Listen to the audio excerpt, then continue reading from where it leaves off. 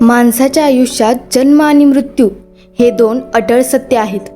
जन्म झाला की आपण आनंद साजरा करतो आणि जेव्हा एखादी जवळची व्यक्ती आपल्यातून निघून जाते म्हणजे तिचा मृत्यू होतो तेव्हा मन दुःखानं भरून जातं. अशा वेळी आपल्या घरात एक विधी केला जातो, ती म्हणजे तेरावी.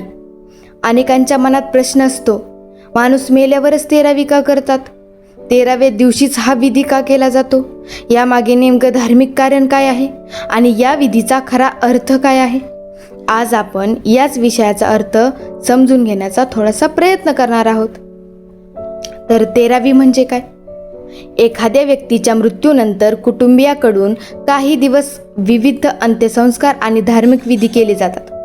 त्यातीलच एक 13व्या दिवशी जो विधी केला जातो त्या विधीला तेरावी असं म्हणतात. अशी सर्वसाधारण प्रथा अनेक हिंदू कुटुंबियांमध्ये आढळते. मात्र भारतातील प्रत्येक ठिकाणी, प्रत्येक समाजात आणि प्रत्येक कुटुंबात हा विधी करण्याची पद्धत सारखी नसते. ती सगळीकडे वेगवेगळी असते. कुठे 13व्या दिवशी धार्मिक विधी होतात, तर कुठे श्राद्ध किंवा इतर परंपराही पाळल्या जातात. तर काही कुटुंबामध्ये वेगवेगळ्या पद्धतीने स्मरणविधी केला जातो.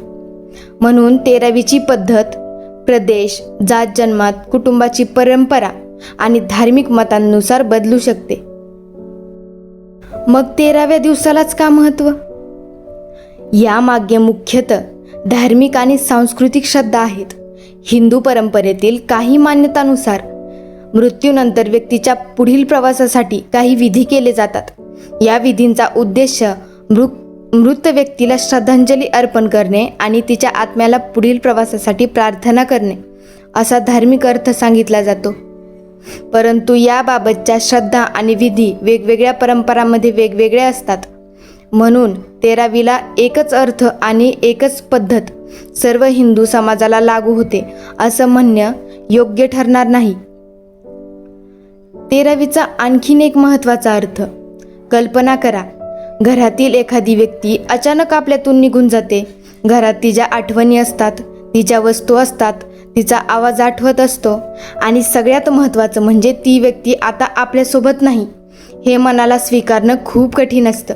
अशा वेळी मृत्यूनंतरचे विधी कुटुंबाला शोक व्यक्त करण्यासाठी आणि हळूहळू वास्तव स्वीकारण्यासाठी एक सामाजिक चौकट देतात. तेरावी किंवा स्मरणविधी हा त्यामुळे फक्त धार्मिक विधी नसून कुटुंबीय आणि नातेवाईकांना एकत्र येऊन मृत व्यक्तीला श्रद्धांजली देण्याचा प्रसंग देखील असतो. मग 13वीच्या दिवशी काय केलं जातं? हे प्रत्येक कुटुंबियांच्या परंपरेवर अवलंबून असतं. काही ठिकाणी धार्मिक विधी केले जातात. मृत व्यक्तीच्या स्मरणार्थ प्रार्थना केली जाते. नातेवाईक आणि परिचित लोक एकत्र येतात. मृत व्यक्तीच्या आठवणी सांगितल्या जातात. काही ठिकाणी भोजन किंवा दानधर्म केला जातो.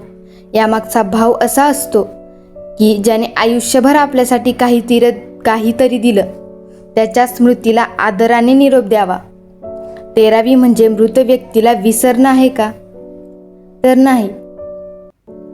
खरं तर तेरावीचा भाव याच्या अगदी उलट आहे. मृत व्यक्तीला विसरण्यासाठी नाही तर तिच्या आठवणींना सन्मान देण्यासाठी असे विधी केले जातात. माणूस शरीराने आपल्यात नसतो, पण त्याने दिलेलं प्रेम, शिकवणी, आठवणी आणि संस्कार आपल्या आयुष्यात राहतात. कधीकधी एखाद्या व्यक्तीने सांगितलेलं एखादं छोटंसं वाक्यही आयुष्यभर लक्षात राहतं. म्हणून मृत व्यक्तीचा खरा ठेवा त्याच्या वस्तूंमध्ये नसतो, तो त्याच्या आठवणींमध्ये आणि आपल्या वागण्यात असतो. तर तेरावीच्या मागे मानसशास्त्रीय दृष्टिकोनही आहे. मृत्यू झाल्यानंतर दुःख व्यक्त करण्यासाठी माणसाला वेळ लागतो. आपल्या जवळची व्यक्ती गेल्यानंतर लगेच सगळं पूर्वीसारखं होऊ तर शकत नाही. कुटुंबातील लोक एकत्र येतात, एकमेकांना आधार देतात, मृत व्यक्तीच्या आठवणी सांगतात आणि दुःख वाटून घेतात. त्यामुळे अशा विधींमध्ये धार्मिक श्रद्धांबरोबर सामाजिक आणि भावनिकही बाजूही महत्त्वाची असते. पण तेरावी करणं हे अनिवार्य आहे का? याचं उत्तर समजून घेणं खूप महत्त्वाचं आहे. धर्मातील प्रथा आणि विधी अनेक ठिकाणी वेगवेगळे असतात. काही कुटुंबे परंपरेनुसार तेरावी करतात, तर तर काही कुटुंबे साध्या पद्धतीने श्रद्धांजली देतात. काही ठिकाणी वेगवेगळे स्मरणविधी केले जातात. त्यामुळे दुःख व्यक्त करण्याची पद्धत प्रत्येक कुटुंबाच्या श्रद्धा, परंपरा आणि परिस्थितीनुसार वेगळी असू शकते.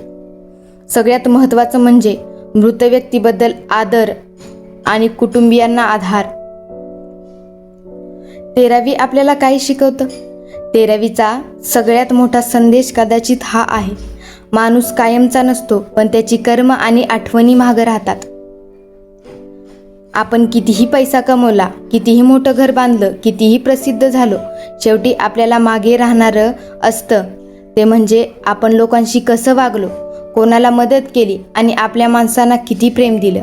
म्हणून मृत्यूची आठवण आपल्याला घाबरवण्यासाठी नसते, ती आपल्याला आजचं आयुष्य चांगलं जगण्याची जाणीव करून देण्यासाठी असते. एखाद्या व्यक्तीच्या मृत्यूनंतर 13वी केली जाते, पण खरं पाहिलं तर त्या दिवशी फक्त एका व्यक्तीला निरोप दिला जात नाही, तर त्या दिवशी कुटुंबीय एकत्र येतात, जुन्या आठवणींना उजाळा देतात, एकमेकांना धीर देतात आणि मनाला सांगतात, ही व्यक्ती आता आपल्यासोबत नाही, पण तिचं प्रेम आणि तिच्या आठवणी कायम आपल्यासोबत राहतील. म्हणून 13वीचा अर्थ फक्त 13वा दिवस नाही, तो आहे श्रद्धा, स्मरण, स्वीकार आणि पुढे जगण्याची एक सुरुवात. आणि कदाचित म्हणून आपल्या परंपरेत मृत व्यक्तीच्या आठवणींना इतकं महत्त्व दिलं जातं, कारण माणूस जगातून जातो, पण त्यानं दिलेलं प्रेम आणि आठवणी कधीच जात नाहीत.